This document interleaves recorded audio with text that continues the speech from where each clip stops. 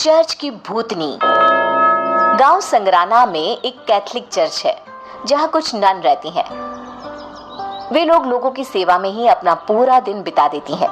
एक रोज अलीमा पर गांव के कुछ लोग चोरी का इल्जाम लगाते हैं। ये खबर सुनकर फादर बहुत दुखी हो जाते हैं और अलीमा को कहते हैं, अलीमा, मुझे तुमसे ये उम्मीद नहीं थी। तुमने इस चर्च और मेरे नाम को खराब कर दिया है। अगर हम जैसे लोग भी सेवा की जगह इस तरह का कोई गलत काम करने लगेंगे तो लोगों में हमारी छवि क्या रह जाएगी। इसलिए तुम्हें इसकी सजा मिलनी ही चाहिए। फादर, मैंने कोई गलती नहीं किया है।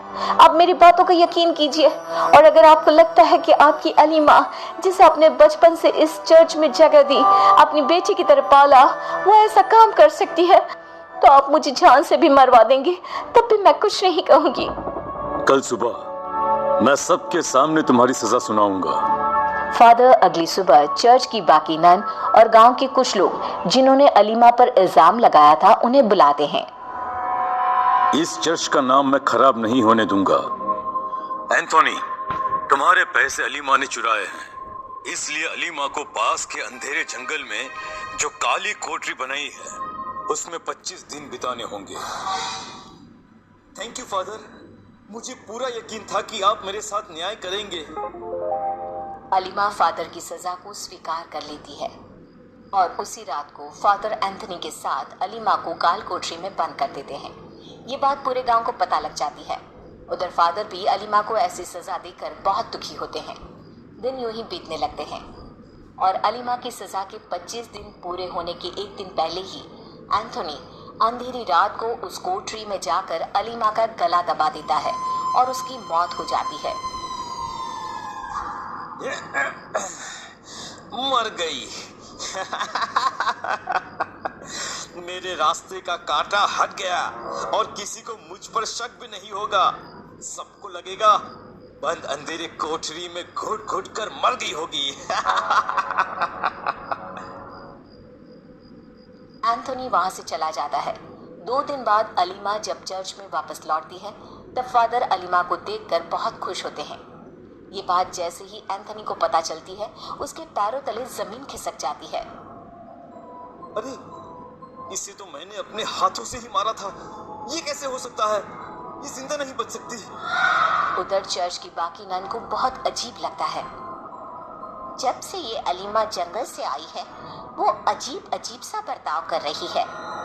हाँ, मैं भी यही देख रही हूँ। उसकी आंखें खुनी नजर आती है, जैसे किसी के खून की प्यासी हो। वो किसी से बात भी नहीं करती। शायद उसे सदमा लग गया है, जिस तरह से उसे जंगल में अपने दिन बिताने पड़े थे। हाँ, वो जीसस के स्टैचू के पास भी नहीं जाती। लेकिन जो भी हुआ उसके साथ वो अच्छा नहीं हुआ। उधर एंथोनी की डर से हालत इतनी खराब हो जाती है कि वो फादर से मिलने आता है। माय सन, क्या है? कोई बात है क्या? अचानक तुम यहाँ? फादर, ये अलीमा जिंदा कैसे हो सकती है? आप खुद ही सोचिए, कोई उस काली कोठरी में जिंदा बच सकता है क्या? ये अलीमा के शक्ल में कोई और है। हमें इस कोठरी में एक बार जाकर देखना चाहिए। ऐसा नहीं हो सकता है। हाँ, लेकिन अगर तुम कह रहे हो तो चलो अभी दिखाते हैं। अलीमा सब कुछ सुन लेती है और उसकी आंखों में खून उतर आता है।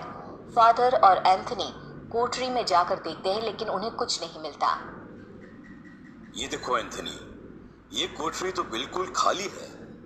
चर्च में जो है वो हमारी अलीमा ही है। ठीक है फादर, मैं चलता हूँ। एंथोनी वहां से निकल जाता है और सोचने लगता है। अरे, ये नहीं हो सकता है। उसकी लाश कहाँ गई? तभी अलीमा वहां आ जाती है और कहती है, मेरी लाश ढूंढ रहे हो? अब उस कोठरी में तुम्हारी लाश मिलेगी सबको। मुझे माफ कर दो सिस्टर, मेरी लालच ने मुझसे ये सब करवाया है। अलीमा की शक्ल बदलने लगती है, गर्दन लंबी हो जाती है और आंखें बाहर की ओर आ जाती है। भूत, बचाओ, कोई बचाओ मुझे। कोई यहाँ तेरा पुकार सुनने वाला नहीं है। तेरे साथ साथ वो सब लोग मरेंगे जिन्होंने इस गलगल फैसले का समर्थन किया था। अलीमा एंथोनी को मार देती है और उसे काल कोठरी में बंद कर देती है। धीरे धीरे गांव के लोगों की मौत होने लगती है। चर्च में से कुछ नन भी गायब होने लगी। गांव के लोगों में हाहाकार मच गया। कुछ लोग मिलकर मदद के लिए फादर के पास जाते हैं। फादर हम लोगों को बचाइए। अगर इसी तरह से रोज मौत होने लगी तो हम क्या करेंगे, कहां जाएंगे हम? Do something father, please do something. Oh my children, I will do something. आप लोग फिक्र ना करें। फादर अपने कमरे में बैठे बैठे गहरी सोच में डूबे हैं। उतने में ही उस अंधेरे कमरे में उन्हें एक लड़की नजर आती है। फादर चेयर से खड़े हो जाते हैं। कौन है वहां? अलीमा सामने आती है और अपने असली रूप में आ जाती है। मरेंगे, एक एक करके सब मरेंगे। मतलब तुम ही ये सब कर रही थी? इन निर्दोषों को मारकर तुम्हें क्या मिलेगा? निर्दोष? ये लोग ही मेरी मौत का कारण है और साथ में तुम भी। अब तुम्हारी बारी है। फादर दौड़कर जीसस के स्टैचू के सामने जाकर प्रेयर शुरू कर देते हैं। भूतनी जीसस के सामने नहीं जा पाती और फादर बच जाते हैं। हाश तो बच गए तुम, अगली बार कौन बचाएगा? मौत का खूनी खेल होगा। ये चर्च मेरा है और यहाँ मेरे हिसाब से ही सब चलेगा। पूरी रात प्रेयर करते करते फादर जीसस के पास ही बेहोश हो जाते हैं। सुबह जब बाकी की नन फादर को इस हालत में देखती हैं तो वो घबरा जाती हैं। फादर होश में आकर सबको सब कुछ बता देते हैं। अलीमा मर चुकी है। उसकी आत्मा को हमें किसी भी तरह से वश में करना होगा। अगले हफ्ता ईस्टर डे आने वाला है। हम लोगों को उसी दिन इस आत्मा को अपने वश में करना होगा, नहीं तो वो पूरे गांव में तबाही मचा देगी। फादर दिन रात प्रेयर करते रहते हैं ताकि अलीमा की आत्मा उन्हें छू भी ना सके। भूतनी अंदर ही अंदर लाल पीली होती रहती है क्योंकि वो फादर को मार नहीं पा रही है। इसी तरह ईस्टर डे का दिन आता है और फादर गांव के आसपास के चर्च के फादरों को बुला लेते हैं। कैथोलिक चर्च में इतनी भीड़ देखकर अलीमा अपने कमरे से बाहर आती है। तभी सारी नन उसे घेर लेती हैं। सारे फादर और नन प्रेयर चालू कर देते हैं। अलीमा अपने असली रूप में आ जाती है और झटपटाने लगती है। तूने क्या सोचा? इस तरह तू मुझे कैद कर लेगा? कभी नहीं, मैं तुझे मारे बिना नहीं कैद होने वाली। अगर मेरी मौत से तेरी आत्मा को शांति मिल जाएगी तो इस गांव और अपने इस चर्च के लिए अपनी जान की कुर्बानी भी दे सकता हूँ। कम से कम ये खूनी खेल तो खत्म होगा। हाँ, मुझे बस तेरी मौत का इंतजार है, फिर मैं खुद ही यहाँ से चली जाऊंगी। तेरी मौत से ही मुझे सुकून मिलेगा।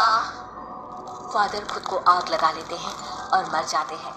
फादर की मौत से अलीमा को शांति मिल जाती है और उसकी आत्मा मुक्त हो जाती है, जिसके बाद गांव वाले और चर्च की सब नन मिलकर फादर के लास्ट राइट्स पूरे कर उन्हें चर्च के पीछे ही दफना देते हैं।